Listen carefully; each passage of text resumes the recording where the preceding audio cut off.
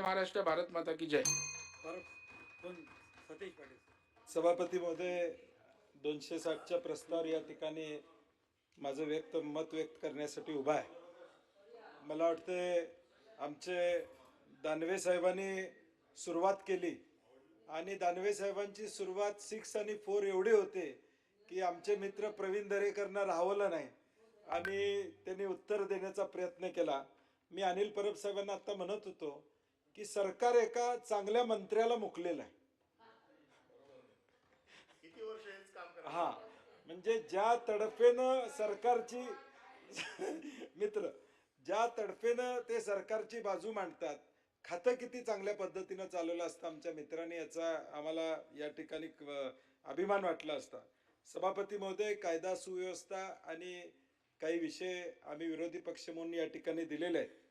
त्याच्यावर बोलत असताना या राज्यामध्ये जी राज्याची प्रगती जी काय झाली ती सातत्यानं आपण सांगतो. कायदा आणि सुव्यवस्था व्यवस्थित गेल्या 50-60 वर्षामध्ये असल्यामुळं हे राज्य एक प्रगतशील राज्य म्हणून या ठिकाणी ओळखलं जातं.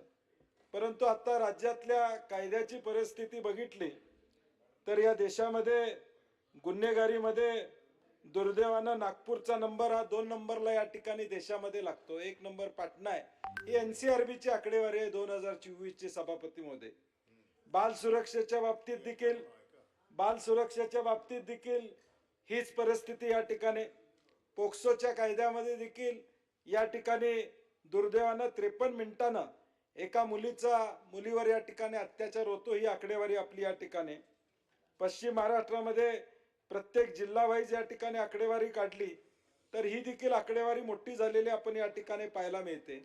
आणि सभापती महोदय, मुंबई, पुणे, नागपूर, छत्रपती संभाजीनगर हे क्राईम कॅपिटल बनलेत, अशी अवस्था सभापती महोदय या राज्याची त्या ठिकाणी झालेली आहे.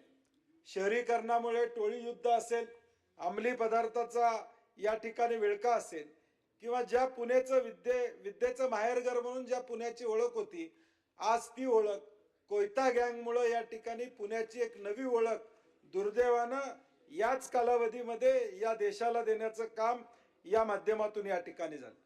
छत्रपती शिवाजी महाराजांचा हा महाराष्ट्र, शाहू फुले आंबेडकरांचा हा महाराष्ट्र, परंतु या महाराष्ट्रामध्ये देखील सांप्रदायिक, धार्मिक या विषयावर या सगळ्यात जास्त गुन्हे या ठिकाणी नोंदवले झाले असतील तर ते 90 गुन्हे या ठिकाणी अख्ख्या एका महाराष्ट्रात झाले. त्याच्या खालोखाल बिहार आहे 80, झारखंड 45 आणि अशा पद्धतीनं. परंतु राष्ट्रीय वाटा दुर्दैवानं 25% या सगळ्या दंगलीमध्ये महाराष्ट्राचा आहे. हे किती शोभनीय आहे हे या ठिकाणी सरकारनं बघून घेणं गरजेचं. सभापती महोदय, NCRBच्या अहवालामध्ये दिवसा घरफोडी करणाऱ्यांची संख्या 2517 प्रकरणं या ठिकाणी आहेत. हरियाणामध्ये 1550, तामिळनाडूमध्ये 4344, 1 नंबर या ठिकाणी. म्हणजे दुकानं असू दे, कार्यालय असू दे, दिवसा ढवळ्या चोऱ्या होतात, त्यामध्ये देखील महाराष्ट्र दुर्दैवाने या ठिकाणी पुढे आहे. रात्रीच्या चोऱ्यांमध्ये देखील जवळजवळ 10,000 गुन्हे या ठिकाणी दाखल करण्यात आलेले आहेत, त्यामध्ये देखील दुर्दैवानं त्या ठिकाणी पुढे आहेत असं म्हणावं लागेल. IPC BNS कलम 77 सेक्शुअल हॅरॅसमेंटमध्ये महाराष्ट्रामध्ये 248 प्रकरणं या ठिकाणी आहेत, ज्यामध्ये मॉलमध्ये कॅमेरा लावला किंवा अशा पद्धतीचं मोलेस्टेशन झालं, अशी ही प्रकरणं या ठिकाणी मोठी. नोंदणीकृत गुन्हे IPC 354 मध्ये देखील महाराष्ट्र 2362 गुन्हे, त्याच्याखाली तेलंगणा, आंध्र प्रदेश ही राज्य या ठिकाणी आहेत. लैंगिक छळाच्या गुन्ह्यात देखील जवळजवळ प्रत्येक गुन्ह्यामध्ये या ठिकाणी महाराष्ट्राचा नंबर पहिल्या 3-4 मध्ये दुर्दैवाने या ठिकाणी पाहायला मिळतो. बेपत्ता महिलांची आकडेवारी सभापती महोदय या ठिकाणी काढली. गेल्या 4 वर्षातली आकडेवारी, 4-5 वर्षातली आकडेवारीचा विचार केला तर जवळजवळ 1,97,000 या ठिकाणी बेपत्ता महिला त्या ठिकाणी झाल्या. सापडल्या त्यातल्या 1,82,000. आज देखील 15,574 महिला या आज देखील मनीषाताई, चित्राताई सापडत नाहीत आपल्या महाराष्ट्रामध्ये. ही अवस्था आज देखील आपली या ठिकाणी. 7.87% महिला आज देखील या गायब झालेल्या या ठिकाणी सापडत नाहीत. ही अवस्था आमची या महाराष्ट्राची या ठिकाणी. 7 ड्रग्सचे आज गुन्हे सभापती महोदय देशामध्ये गुन्हे दाखल होतात. 7 गुन्हे दाखल झाले की 1 गुन्हा महाराष्ट्रात दाखल होतो. एवढा ड्रग्जचा परिणाम या दुर्दैवानं आज महाराष्ट्रामध्ये या ठिकाणी आहे. आणि या एकूण गुन्ह्यांमध्ये 15,641 गुन्हे नोंद झाले.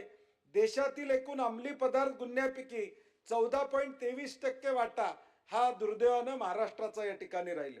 SC असू दे, ST असू दे, याच्यावरच्या गुन्ह्याची आकडेवारी बघितली 2024 आणि 25 ची फरक बघितला तर 2-3% आकडेवारी वाढलेली आपल्याला या ठिकाणी दिसते. मग ST वरचे अत्याचार असू देत किंवा SC वरचे अत्याचार असू देत, यामध्ये देखील आकडेवारी वाढलेली दिसते. सभापतीमध्ये कुठल्याही राज्याचा क्राईम रेट हा कमी करायचा असेल तर या ठिकाणी पोलिसांचं सुसूत्रीकरण पाहिजेच, परंतु कन्व्हिक्शन रेट हा अत्यंत महत्वाचा. जोपर्यंत शिक्षा होत नाही तोपर्यंत या ठिकाणी भीती निर्माण होणार नाही समाजामध्ये. आज मुंबईच्या लोकलमध्ये एकाला मारायपर्यंत विचार या ठिकाणी जातो का, तर मला काय होणार नाही ही या ठिकाणी खात्री असते. एखाद्या पक्षाचा नगरसेवक डॉक्टरला मारायचं धाडस या ठिकाणी या राज्यामध्ये करतो कारण की त्याला अभय आहे. एखादा आमदार एका संपादकाला फोन करून या ठिकाणी एका 5 मिनिटामध्ये 36 शिव्या देण्याचं धाडस या ठिकाणी करतो कारण की सरकारचं अभय त्याला आहे. म्हणून हे धाडस या ठिकाणी वाढताना दिसते. आणि म्हणून एका बाजूला नरसापूरच्या घटनेची पाठ थोपटून घेते सरकार, दुसऱ्या बाजूला संतोष देशमुखला न्याय मिळाला का? सोमनाथ सूर्यवंशीच्या प्रकरणामध्ये परभणीमध्ये सभापती महोदय काय झालं, शेवटी हायकोर्टामधून सुप्रीम कोर्टामध्ये जावं लागलं. सुप्रीम कोर्टानं या ठिकाणी FIR दाखल करा म्हणून त्या ठिकाणी हायकोर्टानं सांगितलं. SIT झाली, SITचा रिपोर्ट अजून नाही. सोमनाथ सूर्यवंशीची ज्युडिशियल डेथ ही हार्ट अटॅकमुळे झाली. पोलिसांनी 50 लाख रुपये घ्या, ही तक्रार मागे घ्या म्हणून त्यांच्या घरच्यांना दिलं. तिने त्या SITचा 451 पानाचा रिपोर्ट आम्हाला अजून बघायला या ठिकाणी मिळाला. तुम्ही चांगल्या कामासाठी पाठ थोपटून घ्या, आमचं ना नाही आहे. आम्ही देखील या ठिकाणी कौतुकच करू की या ठिकाणी नरसापूरच्या घटनेमध्ये त्या ठिकाणी शिक्षा झाली, त्या लहान बालिकेवर अत्याचार झाला, शिक्षा व्हायलाच पाहिजे. परंतु दुसऱ्या बाजूला काय परिस्थिती आहे सभापती मध्ये, JFMC मध्ये 2023 ची कन्व्हिक्शन रेट काय 49.3%. त्याचबरोबर 25 चा काय 49.1%. सत्र न्यायालयाचा त्या ठिकाणी कन्व्हिक्शन रेट काय 44.2%. म्हणजे कन्व्हिक्शन तुमचं सेशन लेवलला खालच्या JFMC लेवलला आज 50%चा आकडा सुद्धा या ठिकाणी तुम्ही गाठू शकलेला नाही. आणि 2022 मध्ये दोष सिद्धीचा जो दर 15% होता तो आता मात्र या ठिकाणी 11% खाली सभापती महोदय या ठिकाणी आलेला आहे. आणि या कन्व्हिक्शन रेट मध्ये खुनाचा कन्व्हिक्शन रेट हा जवळजवळ 27% त्या ठिकाणी कमी आलाय. खुनाचा प्रयत्न केला तो 12.46 वर या ठिकाणी आलेला आहे. लूट, घरफोडी या सगळ्याचे कन्व्हिक्शन रेट हे या ठिकाणी खाली आलेले आहेत. प्रत्येक गंभीर गुन्ह्याच्या प्रकारात दोष सिद्धीचा दर सभापती महोदय या ठिकाणी घसरलेला आहे. आणि म्हणून ज्यावेळी या कन्व्हिक्शन रेटची चर्चा करतो मी, उदाहरणार्थ काही जिल्हे या ठिकाणी सांगतो. कोल्हापूर 29.17% हा कन्व्हिक्शन रेट आहे. काही जिल्हे अकोला 33% आहे, बुलढाणा 33% आहे, छत्रपती संभाजीनगर 35% आहे, जालना 38% आहे, बीड सभापती महोदय 7.9% आहे. कन्व्हिक्शन रेट बीड मधला 7.9% आहे. काही जिल्हे 100%वर आहेत, 90%वर आहेत, 80%वर आहेत, त्यांचं अभिनंदन आहे. परंतु आज 7.9% हा काय कन्व्हिक्शन रेट झाला का? म्हणजे तुम्ही आरोपी पकडल्यानंतर त्याला शिक्षा देऊ शकत नाही, ही तुमची कायदा आणि सुव्यवस्थेची या ठिकाणी परिस्थिती या ठिकाणी झालेली आहे. सभापती महोदय, फॉरेन्सिकच्या एक्सपर्टच्या त्याच्या संदर्भात देखील आता MFV मोबाईल फॉरेन्सिक व्हॅन आपण या ठिकाणी घेतल्या. 200-250 व्हॅन्स या ठिकाणी पोलीस डिपार्टमेंटकडे आहेत. त्या पोचतायत, काही जिल्ह्यामध्ये चांगल्या पद्धतीने काम करतायत. परंतु न पोचलेली ठिकाणं सुद्धा या ठिकाणी जवळजवळ 4-5 हजार ठिकाणं आहेत की जिथं फॉरेन्सिकचे यंत्रणा मागणी असताना, गरज असताना पोचू शकली नाही. मग जिथं 5,000 ठिकाणी फॉरेन्सिकचे लोक पोचले नाहीत तर मग तुम्ही चार्जशीट कशी फाईल करणार, तुम्ही पुरावे कसे गोळा करणार? यामध्ये सरकारनं गांभीर्यानं घेणं गरजेचं आहे. ते दुर्दैवानं या ठिकाणी घेतलेलं नाही. ही आकडेवारी सभापती महोदय मला आपल्या समोर या ठिकाणी आणायचे. NCCRP मध्ये सगळ्या तक्रारी या ठिकाणी वाढलेल्या आहेत. या वाढत असताना हे सगळं सांगत असताना सभापती महोदय, पोलीस दलाची अवस्था काय? एकूण मंजूर पद 2,30,000, प्रत्यक्ष कार्यरत 2,05,000 पद या ठिकाणी, म्हणजे जवळजवळ 25,000 पद ही रिक्त या ठिकाणी आहेत. त्यातली सगळ्यात रिक्त कुठली असतील? 2800 पद PSI ची रिक्त आहेत. पोलीस कॉन्स्टेबलची जवळजवळ 21,000 पद या ठिकाणी रिक्त आहेत. हेड कॉन्स्टेबलची 2,000 पद रिक्त आहेत. API पासून या ठिकाणी DYSP, ACP, PI अशी मिळून जवळजवळ 1200-1300 पद या ठिकाणी रिक्त आहेत. अशी अवस्था या राज्याची या ठिकाणी झालेली आहे. या सगळ्या विषयामध्ये सभापती महोदय, NCRBच्या आकडेवारीतून कुठल्या क्षेत्रामध्ये तुम्ही या ठिकाणी पुढे नाही आहात अशी अवस्था बघितली तर आपल्या लक्षात येईल की प्रत्येक गुन्ह्यामध्ये या ठिकाणी दुर्दैवानं या ठिकाणी पुढे आहोत अशी अवस्था या ठिकाणी झाली. एका पुण्याचा आपण विचार केला, जवळजवळ 499 बलात्कार आणि 844 विनयभंगच्या केसेस त्या पुण्यामध्ये या ठिकाणी झालेल्या आहेत. 2025 मध्ये 473 आणि 836 घटना या ठिकाणी झालेल्या आहेत. मग नारायणगावची घटना असेल, मांजरेवाडीची असेल, राजगुरुनगरची असेल, मावळची असेल, या सगळ्या घटना आपल्या समोर आलेल्या आहेत. कोल्हापूरमध्ये शिये येथे एका अल्पवयीन मुलीवर या ठिकाणी खून करण्यात आला 2024 मध्ये, त्यामुळे सगळा महाराष्ट्र या ठिकाणी हादरला होता. साताऱ्यामध्ये जवळजवळ 925 गुन्ह्यांची नोंद आहे. आणि या सगळ्या घटना सांगत असताना कोपर्डीची घटना आपण या ठिकाणी अनुभवलेली आहे, त्याच्यातून आपण काही शिकलो असं मला या ठिकाणी वाटत नाही. नाशिकचा या ठिकाणी आपण विचार करतो सभापती महोदय, कुंभ मेळावा आता तिथं होणार आहे. एका शहरामध्ये सभापती महोदय 6 प्रकरणात राज्य शासनाने SIT नेमले. आता नवीन एक फॅड आलेला आहे, काही झालं की SIT नेमायची. SIT नेमला की विषय तो बसतानाच गेला. विषय तो कोल्ड स्टोरेज मध्ये टाकायचा असेल की SIT नेमायची आणि मग तो विषय कोल्ड स्टोरेज मध्ये जातो. शालार्थ IDचा घोटाळा असेल, TCSचा विषय असेल, त्र्यंबकेश्वर पास घोटाळा असेल, म्हाडाचा भूखंड घोटाळा असेल, महिला अत्याचार प्रकरणाचा घोटाळा असेल, किंवा या देशामध्ये नाशिक आणि महाराष्ट्राला मान खाली घालायला लावली ते खरात प्रकरण असेल. सभापती महोदय, 19 गुन्हे, 19 ते 20 गुन्हे या प्रकरणामध्ये झाले. अहिल्यानगरमध्ये त्यांच्या कुटुंबियांना अटकपूर्व जामीन या ठिकाणी मिळाला. मग हा अटकपूर्व जामीन रद्द करण्यासाठी सरकारनं काय पावलं उचललीत का हो सभापती महोदय? काही नाही. ईडीचा तपास या खरात प्रकरणामध्ये चालू आहे, त्याची या ठिकाणी कुठं माहिती पुढे येत नाही. 20 गुन्हे दाखल झालेले आहेत, त्याच्या संदर्भातल्या चार्जशीट किती फाईल झाल्या हे सरकार अजूनपर्यंत या ठिकाणी सांगत नाही. तुमच्याकडे 19-20 गुन्हे या सगळ्या प्रकरणामध्ये झाले असतील, तुम्ही SIT या ठिकाणी नेमले असेल, त्या SITचा अहवाल द्या. त्या SITने नेमकं या खरात प्रकरणामध्ये नेमकं काय केलं हे किमान या महाराष्ट्रातल्या लोकांना या ठिकाणी कळावं अशी आमची अपेक्षा आहे. अंधश्रद्धेचा कायदा आपण या ठिकाणी केला स्वर्गीय दाभोळकर साहेबांच्या प्रेरणेतून, परंतु एका बाजूला त्याची अंमलबजावणी राहू दे, त्याच्या उलट खरातांसारखी माणसं निर्माण होत आहेत. हे या महाराष्ट्राचं दुर्दैव आहे. पुण्यामध्ये दारूच्या प्रकरणामध्ये जवळजवळ 17 बळी गेले.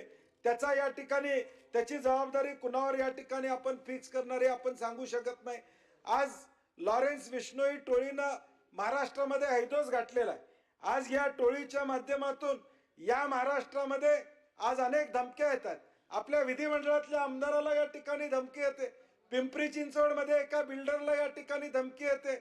सभापती महोदय, पॅट्रोनेज फिल्म डायरेक्टर शेट्टींना या ठिकाणी, रोहित शेट्टींना त्या ठिकाणी धमकी आली. पॉलिटिकल पॅट्रोनेज असल्याशिवाय हे धाडस या ठिकाणी सभापती महोदय हे होणार नाही. हे सगळं चाललंय ते उद्याची पंजाब आणि हरियाणाच्या निवडणुकीसाठी या माणसाला मोठं करायचं चाललंय, दुसरा काही काम याचा नाही. ह्या माणसाला आज जी काही दहशत या राज्यापासून मुंबईच्या फायनान्शियल कॅपिटल मध्ये या माणसाची दहशत निर्माण झाली तर ती देशामध्ये होणार आहे. आणि हा पॉलिटिकल पॅट्रोनेज आहे, तो पॅट्रोनेज आहे म्हणूनच त्यांचं धाडस या ठिकाणी वाढतं. धाडस कशा पद्धतीने या ठिकाणी वाढते? शुभम लोणकरच्या माध्यमातून या ठिकाणी असू दे किंवा आमचे आमदार साजिद पठाणना या ठिकाणी अधिवेशन चालू असताना या ठिकाणी धमकी येण्याचा प्रकार असू दे, एका बाजूला उद्योग स्नेही म्हणून महाराष्ट्र या ठिकाणी सांगायचा आणि दुसऱ्या बाजूला मात्र उद्योगपतींना धमक्या या ठिकाणी मिळताना दिसत आहेत. पोलीस पाटलांची या ठिकाणी हजारो पद या ठिकाणी रिक्त आहेत अशी अवस्था या राज्यातली आहे. कोतवालांची पद रिक्त आहेत. मग महाराष्ट्रातला नेमका कायदा व सुव्यवस्था कशा पद्धतीनं चाललेली आहे हे वेगळ्यानं सांगण्याची गरज सभापती महोदय या ठिकाणी नाही. कायदा आणि सुव्यवस्था बिघडलेली आहे. म्हणूनच आज महाराष्ट्रामध्ये लोकांचं धाडस वाढतंय, गुन्हे करण्याची वृत्ती वाढते, कारण की कन्व्हिक्शन रेट नाही आहे. पोलिसांची भीती या ठिकाणी राहिलेली नाही. मुख्यमंत्र्यांनी खाली सभागृहामध्ये बुलढाण्याचं प्रकरण या ठिकाणी सांगितलं. ज्या पद्धतीनं खोटा गुन्हा दाखल करून या ठिकाणी करण्यात आलं हे स्वतः मुख्यमंत्री महोदयाने सांगितलं. तर हे धाडस कशामुळे आहे? हे धाडस पॉलिटिकल पॅट्रोनेज मुळे या ठिकाणी आहे. धुळ्यातलं एक प्रकरण, मला वाटतं पीआयचं धुळ्यातलं एक प्रकरण मागच्या वेळी या ठिकाणी चर्चेला आलं, त्या नंदुरबारचं. त्याच्यावर कुठली कारवाई झाली नाही, ही वास्तवता या ठिकाणी पुढे आलेला आहे. सभापती महोदय, आज महाराष्ट्रातली अवस्था बघितली तर विचार स्वातंत्र्यावर या ठिकाणी हल्ला आहे. गृह खात्याचा एकूण कारभार बघितल्यानंतर, या सगळ्या गोष्टी पाहिल्यानंतर उद्याचा महाराष्ट्र कसा असेल, तर उद्याचा महाराष्ट्र हा भयमुक्त असणार नाही तर भययुक्त असेल अशी अवस्था या ठिकाणी बघायला मिळते.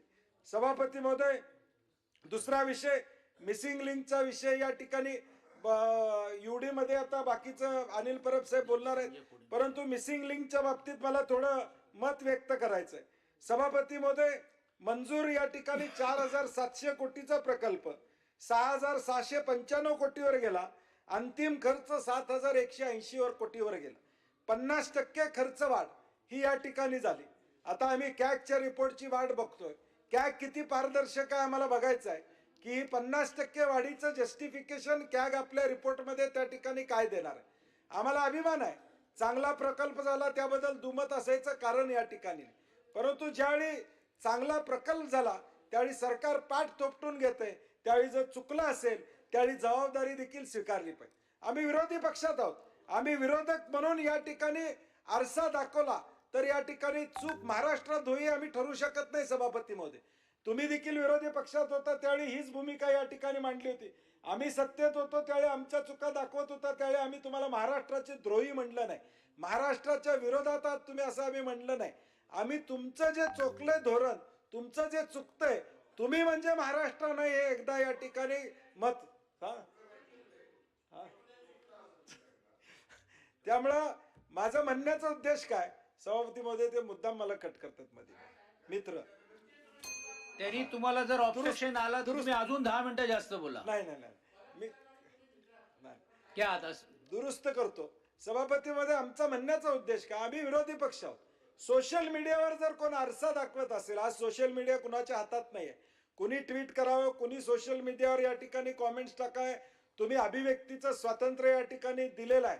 परवा हायकोर्टामध्ये या ठिकाणी ज्यावेळी आपलं जिल्हा बंदीचा हद्दपारीचा आदेश एका कार्यकर्त्याला झाला, हायकोर्टानं सांगितलं की घोषणा दिल्या म्हणून तुम्ही हद्दपारी या ठिकाणी करू शकत नाही. बोलायचा अधिकार, मोर्चे काढायचा अधिकार हा सामान्य माणसाला या ठिकाणी सांगितलेला आहे. त्यामुळे सोशल मीडियावर कोणीतरी व्यक्त झालं म्हणून त्याला धारेवर धरणं हे मला वाटते महाराष्ट्राची संस्कृती नाही असं माझं मत आहे. सभापती महोदय, टेक्निकल काही विषय आहेत की हा डीपीआर SN भोबे नावाच्या कंपनीने या ठिकाणी केला. हा पब्लिक डोमेन मध्ये डीपीआर अजिबात उपलब्ध नाही. मी फार प्रयत्न केला 6 तारखेपासून, हा पब्लिक डोमेन मध्ये परीप साहेब डीपीआर अजून उपलब्ध नाही. जनरल कन्सल्टंट जिओ डाटा म्हणून त्यांनी कन्सल्टंट दिली, EI कन्सल्टंट बिल्डिंग एन्व्हायरमेंट कंपनीनं दिली, ते नॅबेट ॲक्रिडेट आहेत. मग ह्या तिन्ही कंपन्यांनी या सगळ्या गोष्टीचा सभापती महोदय विचार केला होता का नाही हा प्रश्न या ठिकाणी येतो. NATM टेक्नॉलॉजी वापरली, चांगली टेक्नॉलॉजी आहे, त्याच्याबद्दल आमचं दुमत नाही. परंतु टेक्नॉलॉजी वापरल्यानंतर जे तिथं प्रत्यक्ष काम झालं सभापती महोदय ते दर्जेदार झालं का हा प्रश्न मूळचा या ठिकाणी आहे. 18 जूनला पहिल्यांदा त्या ठिकाणी दगड कोसळली, त्यावेळी त्या ठिकाणी 2 तास वाहतूक बंद करावी लागली. 29-30 जूनला टनेल क्रमांक 2 मध्ये मोठे स्लॅबचा भाग हा या ठिकाणी वाहनावर पडला. त्याची माहिती पोलिसांनी MSRDC ला दिली. त्याच्यावर MSRDC ने काय कारवाई केली, त्यांच्याकडे ते तंत्रज्ञान आहे का माहिती घेण्याचा, हा माझा प्रश्न आहे. 2 आणि 4 जुलैला खड्डे रस्त्यावर पडले. मग इंडियन रोड काँग्रेसचे नॉर्म्स या ठिकाणी वापरले नव्हते का?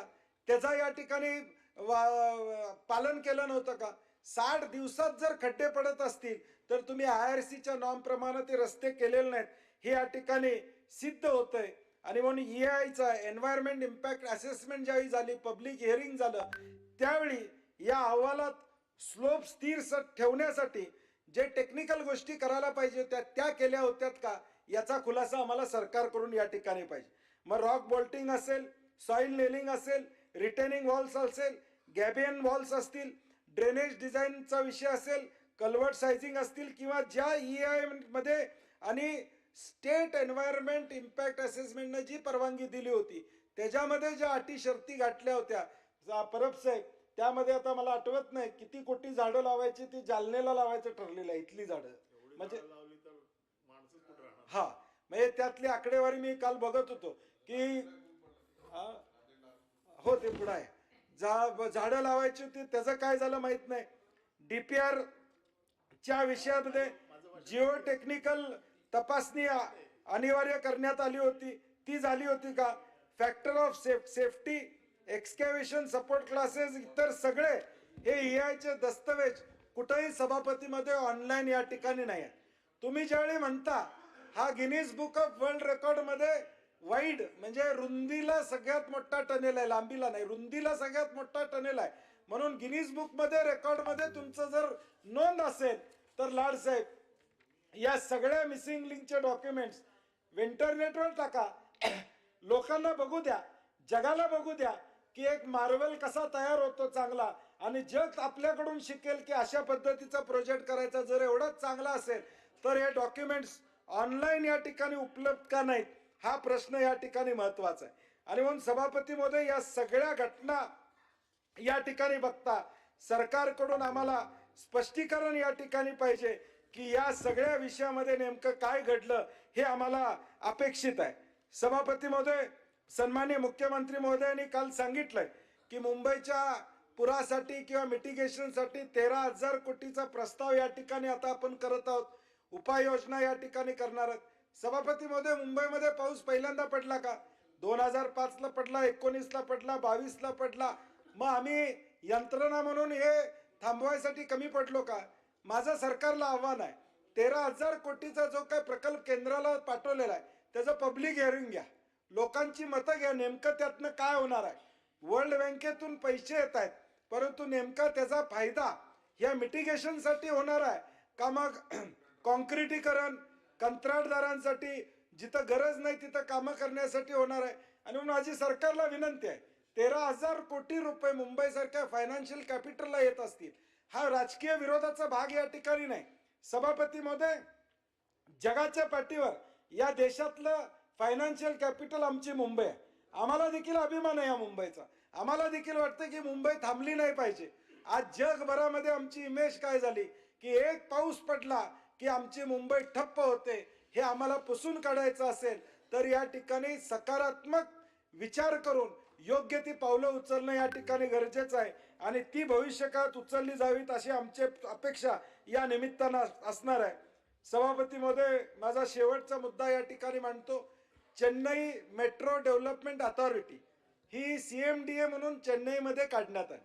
ज्या पद्धतीनं परब साहेब सिडको, प्रसादजी हा महत्वाचा विषय, सिडको MMRDA म्हणजे तुम्हाताई सिडको MMRDA जशी आपण काढली, ह्या ज्यावेळी अथॉरिटी काढल्या त्यावेळी या प्लॅनिंगसाठी आपण अथॉरिटी काढल्या, ह्या प्लॅनिंगसाठी काढल्या होत्या. सिडको प्लॅनिंगसाठी अथॉरिटी होती, MMRDA प्लॅनिंगसाठी अथॉरिटी होती.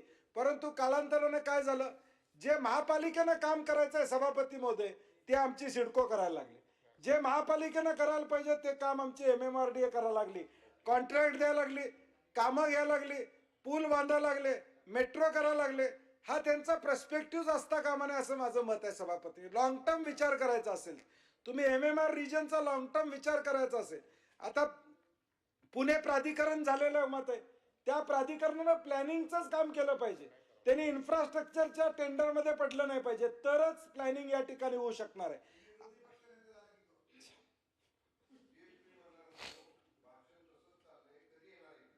तुम्ही ज्यावेळी मान्यता देशील त्यावेळी आमचं ठरलंय का आपलं ठरलेलं नाही, विरोधी पक्षाचं आपलं ठरलेलं नाही असं त्यांचं म्हणणं आहे. विरोधी पक्षाचं तुमचं ठरलेलं नाही म्हणणं. चला सन्मान्य सदस्य माझ्याकडे बघून बोला. त्यामुळे सभापती मध्ये आपण त्याच्याकडे बघूच नका, त्यांचं ऑलरेडी ठरलेलं आहे, तुमचं किती काय ठरू दे.